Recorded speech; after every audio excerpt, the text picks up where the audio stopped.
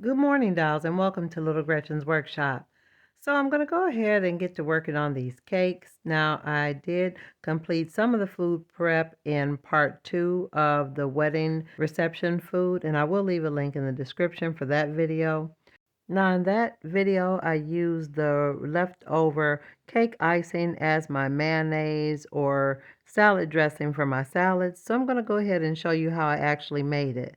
So I took a few chunks of just the regular polymer clay. I do believe this is Sculpey, but Fimo will do the same thing. And I took the solid clay and mixed it with the liquid polymer clay. Now it comes in clear, it comes in black and white. I generally use the white when I'm using the white to make the white icing, but the clear will work as well. But I do think that your finish may have kind of a translucent look to it. In general, I keep the clear for pies, cobbler, and broth. Now, you're really gonna have to put a little elbow grease in this, dolls. I don't have a tiny mixer or anything, so I'm using a clay tool to just smush the solid clay in with the liquid clay. And you're going to just literally do it just like you would if you were making real icing. Basically, you're going to treat the solid clay like it's cold butter unless you allow it to become soft like room temperature before you start your recipe. And you can see now that it's warmed up, it's whipping together really nice, and it's even peaking like whipped cream or meringue. Now I had this little solid wooden disc that I thought it would make a nice layer to the wedding cake. And so I'm adding the liquid clay onto it so that it'll appear to be an iced layer for the cake. Now I probably could have like tacked it down to the tile, but I'm just holding it down with my pointed tool while I add the icing. And you want to add it smooth and evenly so it will actually look like an iced cake and not a iced wooden block. And I did that to all of my cake layers. Now, dolls, I want to warn you that I got pretty reckless when it came to the icing because I was really just trying to get them done. And although I was a little messy and wasn't very careful when I was putting the icing on, they still came out great. So I want to encourage you that even if you don't do it perfect, they can still turn out nice. And I think those will pass really well for wedding cake layers. Now, I did have a couple additional cakes that I made in addition to the wedding layers. I thought I needed to have a few spares. Here they are, all iced and ready to be baked. And another really nice thing about polymer clay, it does not harden until it goes in the oven. So I can go ahead and work on something else before I bake them. Now, I did want to show you how using thick paint can be used as icing as well. Now, this is that icing that I showed you in the previous video that could be used as mayonnaise, but I'm actually going to use it as icing on this little water bottle lid. And I'm really just showing you this to give you alternatives in case you don't have polymer clay or you don't have some of the things that I have today. I don't want you to think that you can't make lovely items as well with what you already have. Some really thick old paint really passes for icing, and I'm going to allow that to dry, and then I'll do my additional decorating on it. But see how nice and thick it is? Now you will need to, like I said, make sure you layer it up, and you may have to do more than one layer, but mine was so thick I only needed to do one layer to get the look of icing. So now I'm going to allow that to dry. Now, another alternative to making cakes or pastry looking things is that you can use buttons. Now, these are buttons just have the 4 holes in the center. Now, again, I'm still using the really thick cream colored paint. Now, it's so thick that it's going to fill the holes. I don't need to put clay or anything in it. I'm just putting a nice thick layer of the old dried out paint over the holes. Now, you can allow that layer over the holes to dry and then come back and do another layer, which would actually be better because sometimes if you allow the paint to be too thick, it will crack as it dries. Now I did also have sort of like a latte colored paint. Now it wasn't quite 20 years old, but I probably had left it open a few times, so it was pretty thick as well. It almost had the consistency of like a peanut butter, and I used it on a couple of the buttons.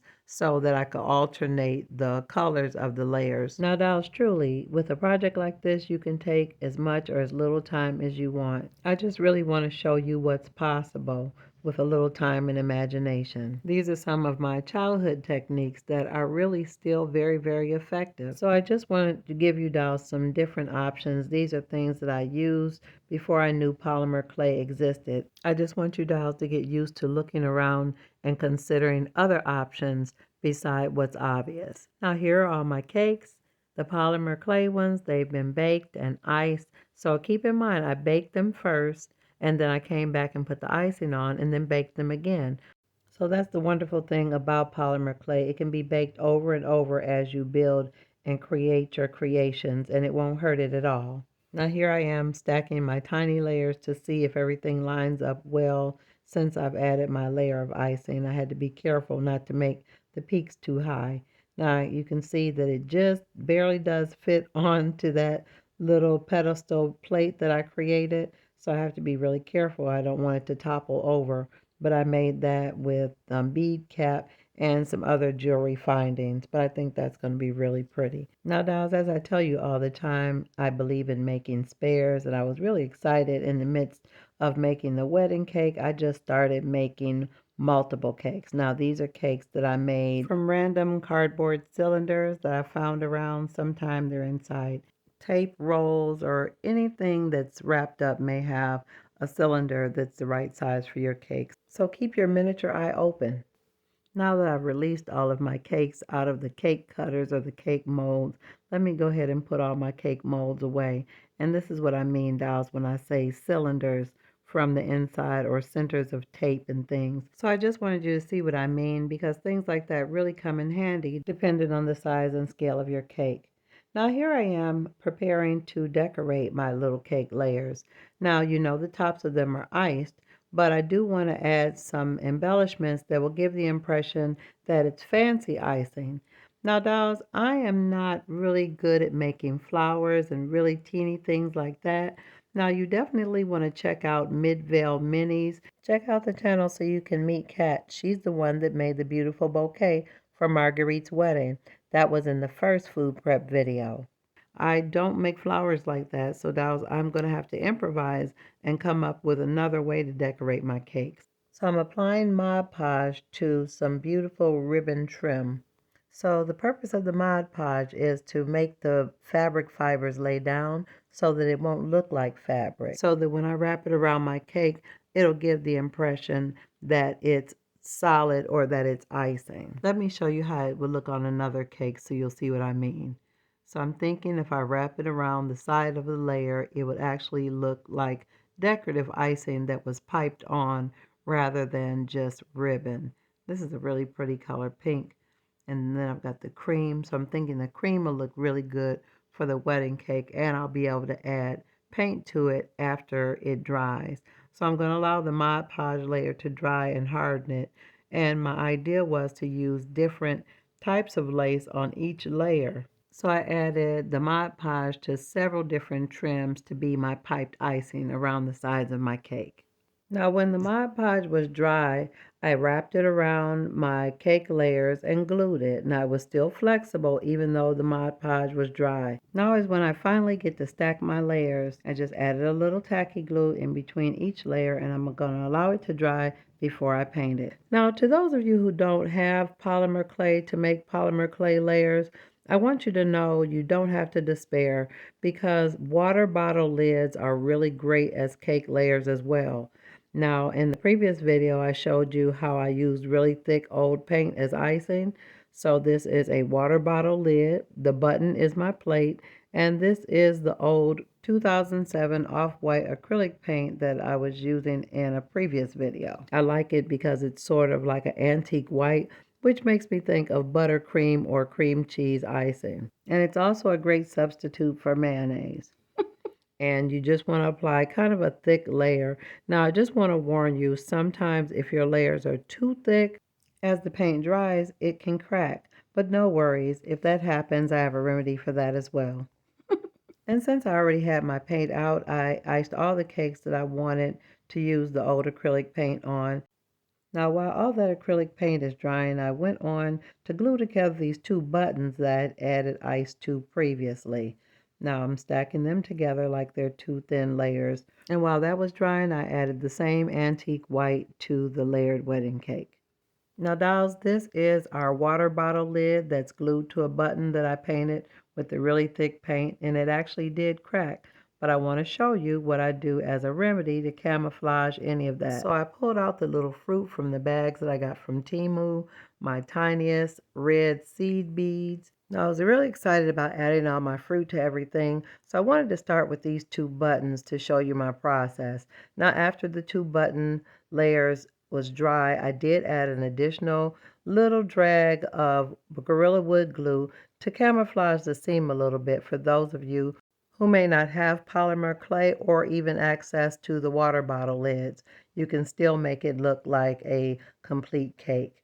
Now I'm going to allow that to dry and go ahead and start on the water bottle lid. Now this is the one you can see clearly that there are cracks in the top of the paint. So what I did is I pulled out my craft glaze, which is similar to dimensional magic, and I wanted to give it sort of like the impression that there was some type of juice coming off of the fruit to make it look a little bit more realistic.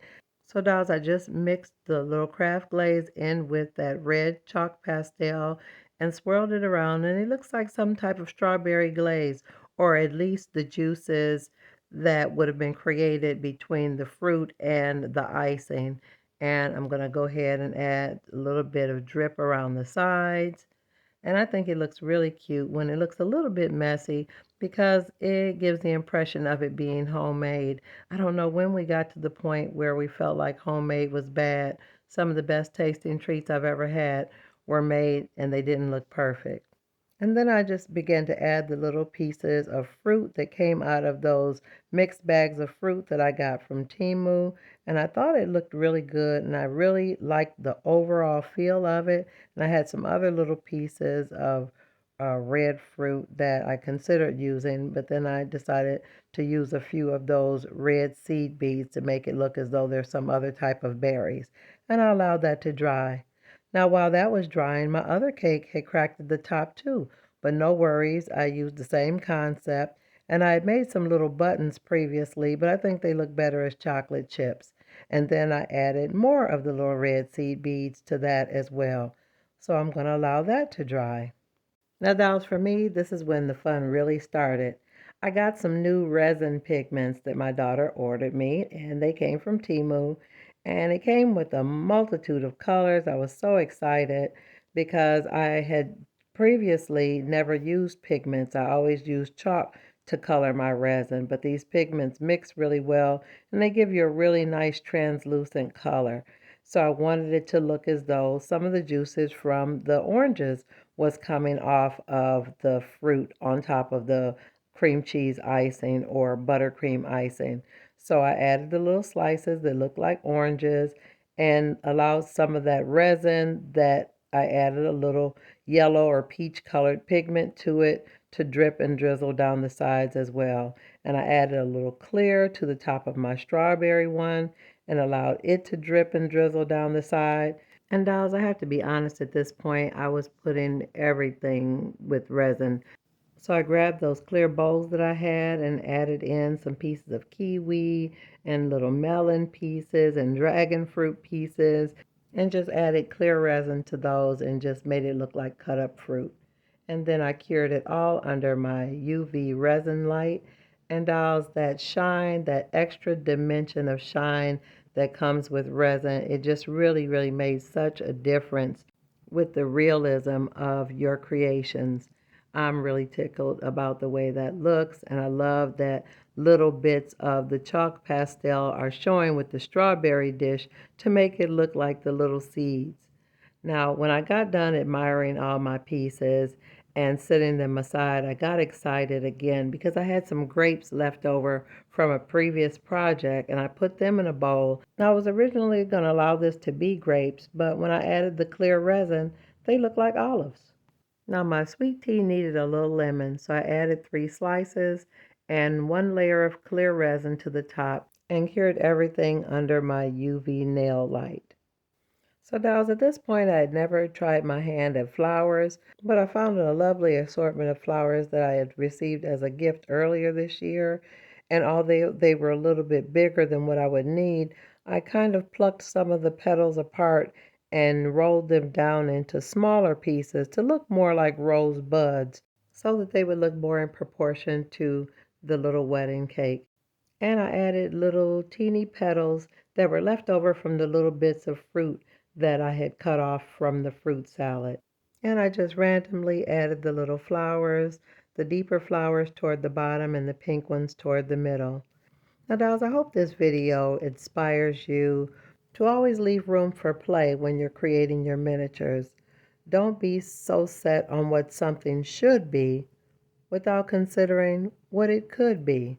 Now, if you've enjoyed this video today and want to continue to see content like this, definitely make sure you like, share, and subscribe. And always look for me on Mondays and Wednesdays after 7:30 p.m. Eastern Standard Time. And I'm looking forward to seeing you all on the next episode of Little Gretchen's Workshop. Bye-bye now, dolls.